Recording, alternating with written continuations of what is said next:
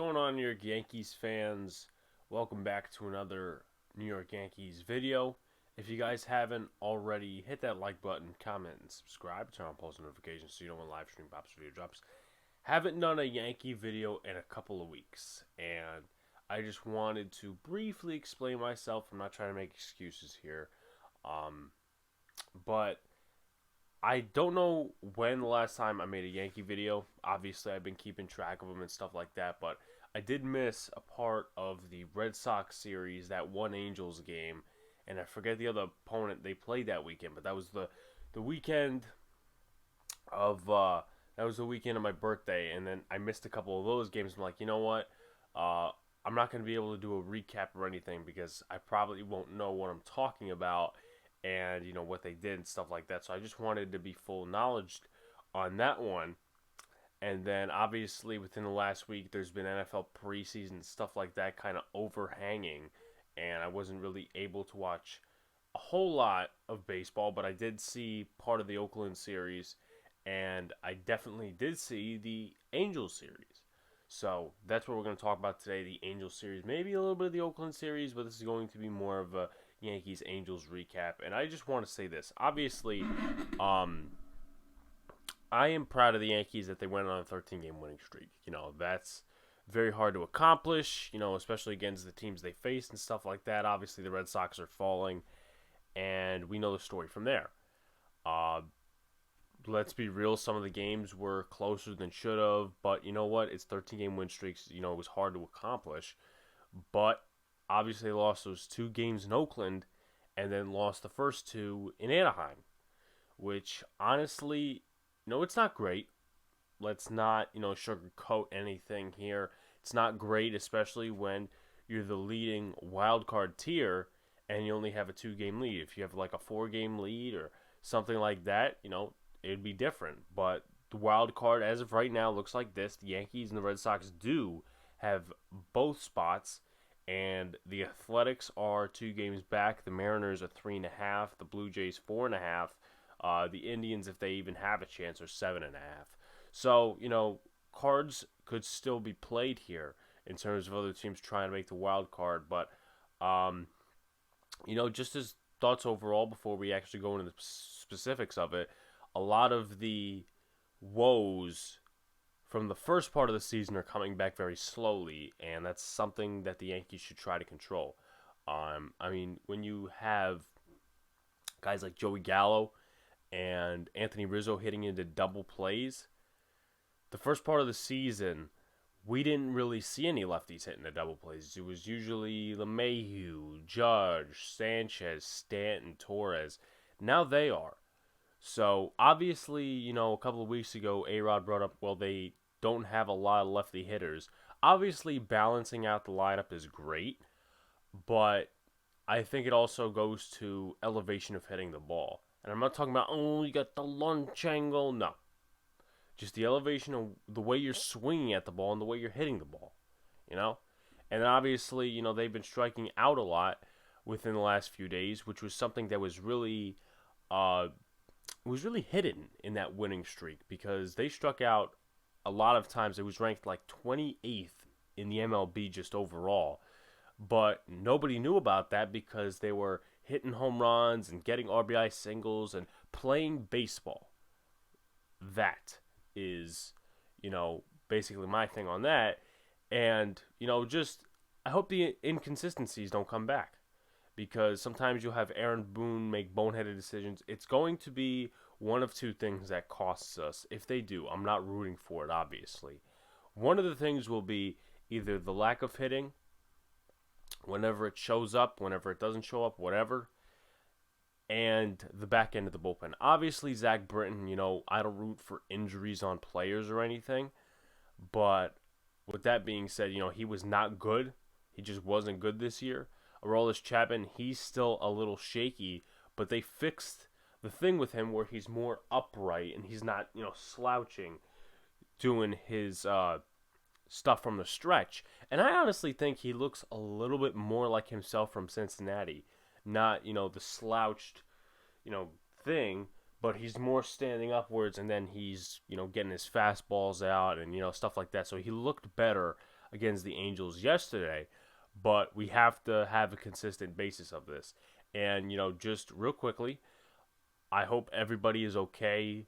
Obviously, the New York area and the New Jersey area caught a great uh, part of the remnants of Hurricane Ida, and I saw there was a lot of floods. My mom's job was flooded. There was a couple other people's houses that were flooded. So shouts to you guys for sticking with it. Prayers up to you guys. Hope you guys are doing well in that aspect. But finally, without the introduction, let's go into the games. All right, so first game, Yankees, Angels. Corey Kluber got the start for the New York Yankees, and he was back, and everybody was excited and stuff like that. But there were some woes as the Yankees did lose 8-7. We'll talk about it. So Anthony Rizzo doubled. The Yanks got on the board in the first. He was struggling really bad in Oakland. There was one day where he couldn't pick balls at first base. He was striking out a lot. Hopefully he's better now. Hopefully he's on his way up because, we acquired him to be that side piece in the lineup with Joey Gallo. And both really haven't done a lot in the last few days. Obviously, going back to Oakland, Joey Gallo did have that big home run. But, hopefully those two just get better. Joey Gallo does what he does. Anthony Rizzo does what he does. And, hopefully they prove to be what the Yankees acquired them for in the long run. We'll see what happens, going beyond this year. But once again, we're talking about the Yankees-Angels game. We're not talking about the offseason. So, Giancarlo Stanton grounds into a double play. The Yankees extend the lead to 0. So, obviously, they were back to that in this series and the prior series as well. Go to the fourth inning. Joe Waddell singles. Angels cut the lead in half, 2-1. And this is where it gets dicey, unfortunately. So, a lot of people were talking about, Boone should have taken out Kluber at this point. And honestly, it just looks like it. It just looks like he should have taken him out, should have started warming somebody up in the pen. And, unfortunately, it's some of the decisiveness with Aaron Boone in the front office, because it's not just Aaron Boone, it's front office that makes the decisions as well. Are you taking a guy out too early? Are you taking a guy out too late?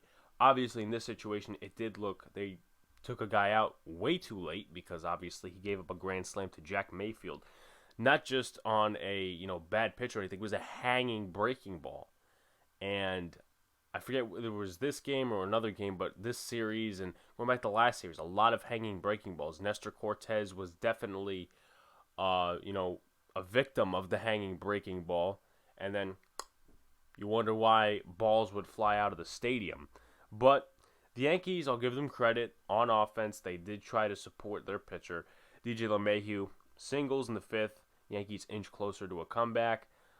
Aaron Judge advances on a Jared Walsh fielding error. Yankees were within a run, 5-4. That happening in the fifth inning. Then Giancarlo Stanton singles. He actually did have a lot of RBIs that day. If I'm being specific enough, he had 3 RBIs. So obviously the RBI single. Yankees tie the game at 5. Andrew Heaney.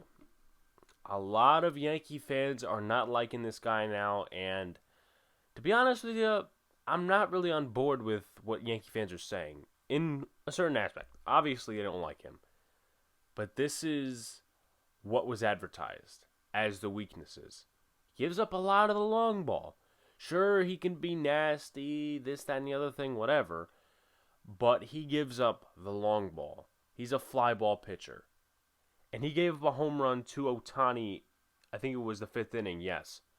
So if he's given up home runs, and this is even going back to his time with the Angels, if he's given home runs up in a pitcher's ballpark, what do you think is going to happen in Yankee Stadium? So I'm pretty sure he's a free agent after the year. Hopefully the Yankees don't keep him, but right now he is a bullpen piece. Before he was a starter, now he's a bullpen piece. Because Kluber's coming back, all that other stuff. With that being said, Juan Lagares tripled in the 6th inning. They took the lead even more, 7-5. Giancarlo Stanton hits one to the rocks, 7-7. Clay Holmes gives up the go-ahead single to Juan Lagares, but he was thrown out at second. But Wandy Peralta was credited with the loss because I'm pretty sure he did put Juan Lagares on base. So, not great for Wandy Peralta. He's, been one of my least favorite pitchers the Yankees have ever traded for. And I understand it was a scraps trade. They get Talkman, we get Peralta, this, that, and the other thing. And he has a good ERA, or at least a decent ERA at a 3.76. But, he's nothing to write home about. He struggles on occasion. A lot of stuff misses the zone. So I'm just going to give my opinion on that. But as a total for the game, the Yankees did lose 8-7. In terms of stats, the Yankees were 5 for 9 with runners in scoring position, 5 left on base. In terms of the pitching, if I get back to that real quickly, Corey Kluber went 4 innings, 5 hits, 5 earned runs, 2 walks, 6 strikeouts, and a home run given up. Andrew Heaney, he pitched 2 innings, 3 hits, 2 earned runs, 2 strikeouts, 1 home run. Wandy Peralta, 1 run, 1 hit, 1 walk, 2 strikeouts, an inning pitched. And then Clay Holmes, 1 hit, no runs, no strikeouts, nothing else.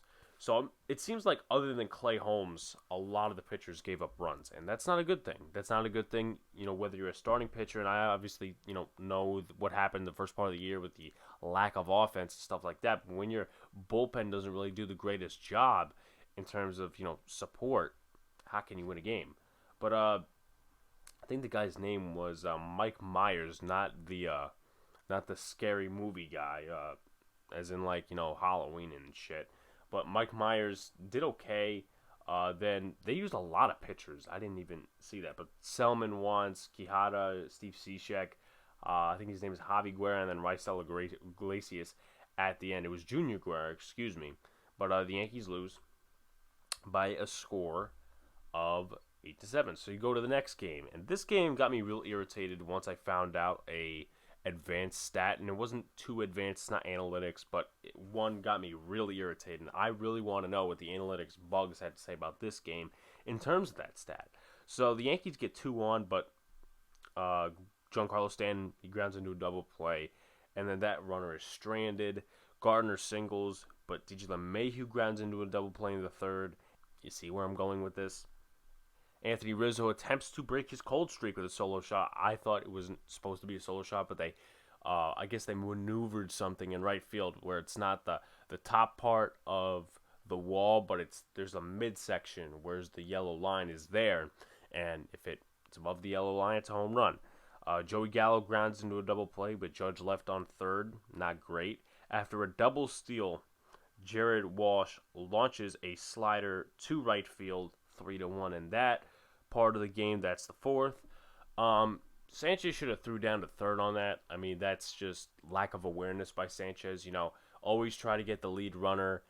You definitely don't want a double steal, especially in that situation, especially for a guy who's hit tons of home runs against the Yankees. So I don't know why he did not throw down. That was one of the many errors in this game by him and a couple other players as well. He's not the only one. With that being said, he tried making up for it. He did hit a long home run to left field. He got the Yankees closer. It was 3-2 at that point. Max Stassi singled. Jack Mayfield doubled. Shohei Ohtani walked. And then Phil Gosselin hit a 2-run single. The Angels extended their lead to 3 runs. And then this is what happened in terms of this issue for Gary Sanchez. Now, a lot of people are going to blame Gio Urshela. Obviously, the throw home wasn't great, and maybe he was out. I think I looked at the replay. I thought it was too close to challenge. They would not have overturned that, in my opinion. But once again, MLB has proven me wrong before. But Ohtani steals home. I forget who the runner on first was. I think it may have been Phil Gosselin, actually. He steals second. Sanchez throws down to second. Now, a lot of the analytic bugs are going to come out and defend Gary Sanchez. I'm not a guy that hates players to hate them, but if you don't do something correct, I'm going to call it out. That play you were not supposed to do.